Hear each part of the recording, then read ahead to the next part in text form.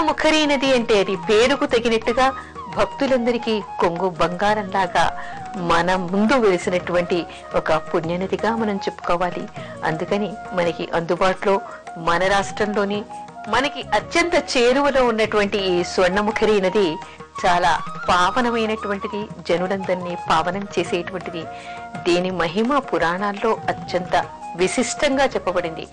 అన్ని విషయాలు మనకి ఈ చిన్ని సమయంలో చెప్పుకోవడానికి వీల్లేదు కాబట్టి ముఖ్యమైనటువంటి విషయాలు మాత్రమే మనం ఈరోజు చెప్పుకుంటూ ఉన్నాం. కాకపోతే ఇక్కడ స్నానం చేయటం మాత్రం ఒక విధాయకంగా చేసేటువంటి విధానం కూడా మనకి పురాణంలో చెప్పబడింది. దాని గురించి ఇప్పుడు మనకి సమయం సరిపోవడం లేదు కాబట్టి వచ్చే ఎపిసోడ్స్ లో మనం స్వర్ణముఖరి నదిలో ఏ విధంగా స్నానం చేయాలి, అగస్త్య వ్రతం ఏ విధంగా చేయాలి, చేయటం వల్ల వచ్చేటువంటి శుభ ఫలితాలు ఏ విధంగా ఉంటాయి కూడా మనం వచ్చే ఎపిసోడ్స్ లో చెప్పుకుందాం.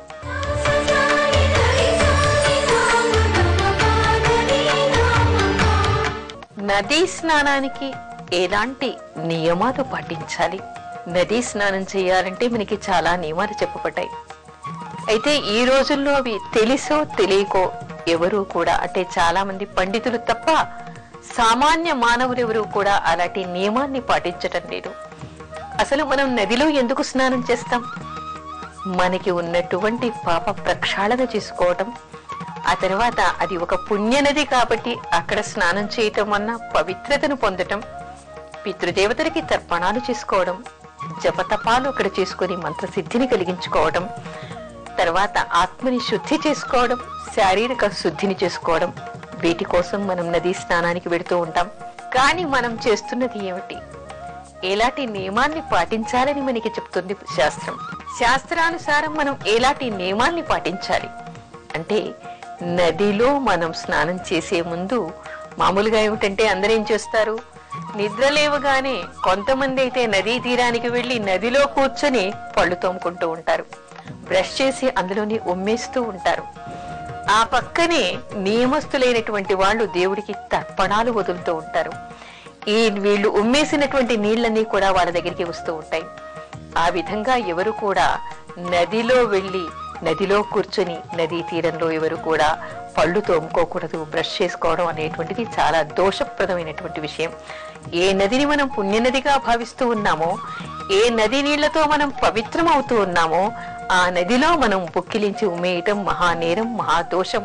స్నానం చేయటం వల్ల వచ్చేటువంటి పుణ్యం పక్కన పెడితే మహాదోషాలు అంటుకునేటువంటి అవకాశం ఉంది. నది స్నానం చెయ్యాలి అంటే మనం ఇంట్లోనే పరిశుభ్రం కావాలి. ఇంట్లో ఒకసారి స్నానం చెయ్యాలి. పరిశుభ్రమైనటువంటి ఉతికిన బట్టలు కట్టుకుని మాత్రమే మనం నదికి వెళ్ళాలి. అంటే ఇంట్లో ఉదయం ఒకసారి స్నానం చేసిన తర్వాత మన శరీరానికి ఉన్నటువంటి మాలిన్యాన్ని తొలగించుకున్న తర్వాత, పరిశుభ్రమైనటువంటి గుడ్డలు వేసుకున్న తర్వాత, ఆ తర్వాత మాత్రమే మనం నదీ తీరానికి వెళ్ళాలి. పవిత్రమైనటువంటి భావనతో అక్కడ స్నానం చెయ్యాలి. స్నానం చేసిన తర్వాత జపతపాలు, ఎవరికైనా మంత్రోపదేశాలు ఉంటే అక్కడ జపం చేసుకోవాలి. సూర్య భగవానుడికి వాళ్ళకి ఉన్నటువంటి మంత్రసిద్ధి, అంటే ఏ దేవతలకి వాళ్ళు మంత్ర జపాలు చేస్తూ ఉంటారో ఆ దేవతలకి తర్పణాలు వదులుకోవాలి. అక్కడి నుంచి వచ్చేయాలి తప్ప ఎవరూ కూడా స్నానం చేసిన తర్వాత విడిచిన గుడ్డలిని కూడా, అంటే వాళ్ళు విడిచినటువంటి బట్టలు, స్నానం చేసి రాగానే బట్టలు మార్చుకుంటూ ఉంటారు, ఆ మార్చుకున్న బట్టల్ని కూడా అందులో పిండకూడదు, ఉతకకూడదు. కానీ మనకి ఈ రోజుల్లో కనపడుతుంది ఏమిటి, మలమూత్ర విసర్జనలు నదీ తీరంలో చేసేస్తూ ఉన్నారు. ఆ తర్వాత చాలా పట్టణాల్లో ఈ డ్రైనేజీ కాలువల్ని కూడా మనకి పుణ్య నదుల్లోకి వదులుతూ ఉన్నారు. అసలు ఇవన్నీ కూడా మహాదోషప్రదమైనటువంటిది. ఏ నది అయితే పుణ్య నదియో ఆ నదిలో మనం ఇవి చేయకూడదు. మరో విషయం, నది పుణ్యమైందే, అంతేకాకుండా ఎక్కడ నది, ఏ పుణ్య నది కానీ, అది నర్మద కానీ, గంగ కానీ, గోదావరి కానీ, కృష్ణ కానీ, మరే నది కానీ, నదీ తీరాన నదిలోనే తీరం వెంబడిగా చాలా శివలింగాన్ని ప్రతిష్టాపన చేసి ఉంటారు. అవి నీళ్లు బాగా ఉన్నప్పుడు వాటి నీటి అడుగు భాగంలోకి అవి వెళ్ళిపోతూ ఉంటాయి, మనకి పైకి కనిపించవు. మనం ఉమ్మేయటం వలన ఒక్కొక్కసారి అడుగున ఉన్నటువంటి శివలింగాల మీద, దేవతా విగ్రహాల మీద పడేటువంటి అవకాశం ఉంది. అంటే మనం ఏం చేస్తున్నాం, నదికి వెళ్ళి పవిత్రులమవుతున్నామా, లేదా కొత్త దోషాల్ని మనం కొని తెచ్చుకుంటూ ఉన్నామా, కొత్త శాపాలని మనం కొని తెచ్చుకుంటూ ఉన్నామా?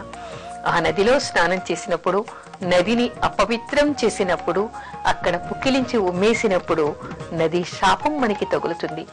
అందుకని విజ్ఞులైన ఎవరూ కూడా నదీ తీరంలో మలమూత్ర విసర్జన చేయకూడదు, నదిలో ఉమ్మి వేయకూడదు, నదిలో బట్టలు ఉతకకూడదు, నదిలో సబ్బులు షాంపూలు వాడకూడదు. ముఖ్యంగా ఎవరూ కూడా స్నానం చేయకుండా పక్క మించి లేవగానే వచ్చి నదిలో స్నానాలు చేయకూడదు.